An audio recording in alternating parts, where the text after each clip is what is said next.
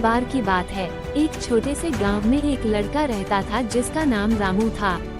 रामू बहुत शरारती था और हमेशा दूसरों की चीजें चुराने की सोचता रहता था।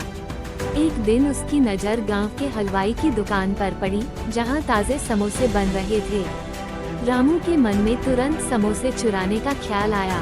वह धीरे धीरे दुकान के पास पहुंचा और जब हलवाई ध्यान नहीं दे रहा था, उसने कुछ समोसे चुरा लिए और जल्दी से वहां से भाग गया।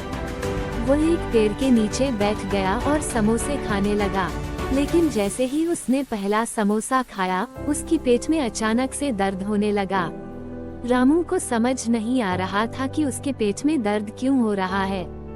वो परेशान होकर अपने घर की ओर भागा और अपनी माँ को सारी बात बताई। उसकी माँ ने उसे समझाया, रामू, चोरी करना बहुत बुरी बात है। भगवान सब देखता है और बुरी चीजें करने वालों को सजा भी मिलती है। तुमने बिना मेहनत के जो चीज ली है, उसका तुम्हें फल भी बुरा ही मिलेगा। रामू को अपनी गलती का एहसास हुआ और उसने वादा किया कि वह अब कभी चोरी नहीं करेगा।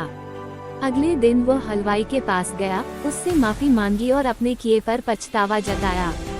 हलवाई ने उसकी ईमानदारी देखकर उसे माफ कर दिया और कहा, बेटा, मेहनत से कमाई हुई चीजें ही असली सुख देती हैं। उस दिन के बाद रामू ने ईमानदारी और मेहनत से जीने का संकल्प लिया और वह गांव में सबका प्रिय बन गया। इस कहानी से यह सीख मिलती है कि चोरी करना कभी सही नहीं होता और हमें हमेशा ईमानदारी और मेहनत से अपनी जिंदगी को संवारना चाहिए।